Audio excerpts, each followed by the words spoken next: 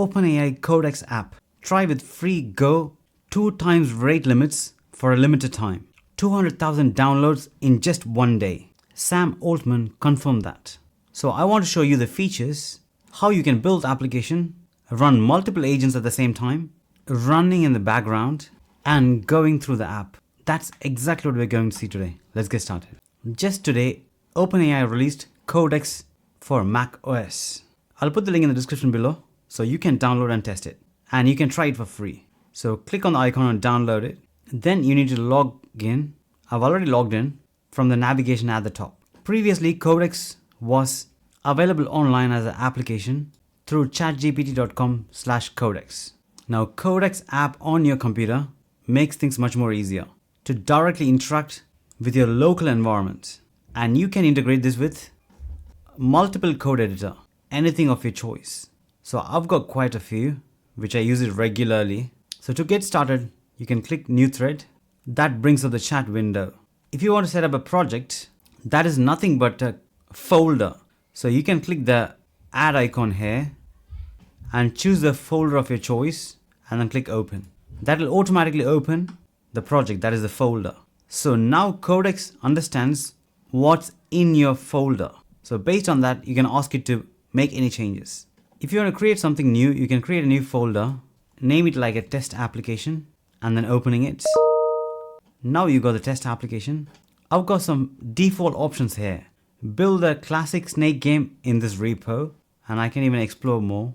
Implement designs from my Figma, create a dashboard, and I'm going to say for my Git commits and Git activities, and sending this prompt to GPT 5.2 Codex, clicking send. So currently it's automatically initiating locally, and you can even create a dedicated Git repo for this specific project if you want to track what's happening behind the scenes. So now the advantage is that you can keep this in the background and go and do the next project. So it's asking if I need to initialize any repo. So I'm going to say yes. So now going to the next project, creating another folder, test app 2, and opening it. Now it's ready. I can give another task, build a classic snake game in this repo, and then clicking send. So on the left hand side, you can see a minute ago, test app 1 started generating, and we got the test app 2. So this can run in the background while we go and view other options such as skills. So in skills, you got multiple options here. We can add image generation skill, Figma, Notion knowledge capture, Playwright, and much more. Skills are nothing but instruction about a tool and how to use the tool and when to use the tool. And you can read the instruction by clicking each skill, and you can try it out if you want to. For example, generate or edit images. So I'm clicking send. What image should I generate? I'm going to say based on this application, anything. So we know that in test app 2, the snake game is getting created. So it's going to read the file and generate an image based on that. So even while building a website or application, we don't need to switch application to an image editor or image creator. Directly from here, you can generate images. So I can see while the image is getting generated, we got that test app 1 and 2 got ready. First is Git commit dashboard. So opening that, and you can see all the files here. So I'm going to click this index.html and open it. And here is the application, Git commit and activity. So commits for the last 14 days, the trends, totally 612 commits, 54 code reviews, and you can see the changes here. This is really nice. Let's go and view the snake game. So clicking on this, I can open the index.html as before, and here is the snake game, and this is really nice. I really like the look of it and the smooth transition. So finally, I'm going to try and hit to myself, and the game is over. And the third task, awaiting approval. So I'm going to click yes and submit. So you can see it's using the skills from this location and generating those images, and it'll get stored in this location. This is based on the skill prompt. So I used ImageGen, so it's following the prompt. So here the prompt says under the temp folder, output ImageGen, that is the output folder.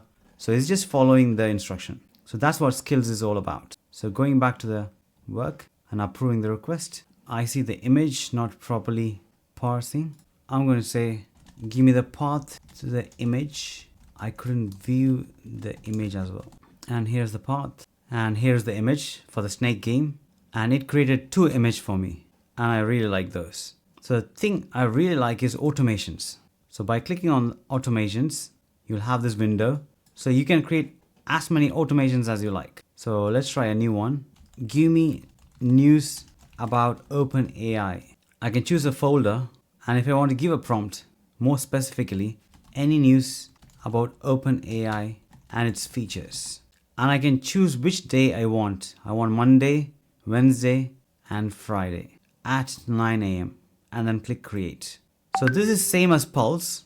It's renamed as automations, but this is currently running locally on your computer. Before this will be running online, but now it's local on your computer. You can even test and see how it works. You can also see all other automations listed here. So the news running completed, and here is the news about OpenAI. And this is really nice. Similarly, you'll get this update Monday, Wednesday, and Friday, 3 days. And that's all to it. If you want to open any of the application which you have just generated, in the code editor you can click open and it will automatically open. So overall, I really like the fact that I can run multiple tasks, even 10, 20, parallelly in the background locally on my computer. So it can access all my tools. And secondly, you got the automations. You can do a repetitive task without you manually doing every single day. And that is a quick overview. Do try and let me know in the comments below what you think about this. Considering you already like Codex, I also created another video about Codex CLI, which I highly recommend for you to watch, and I will see you there.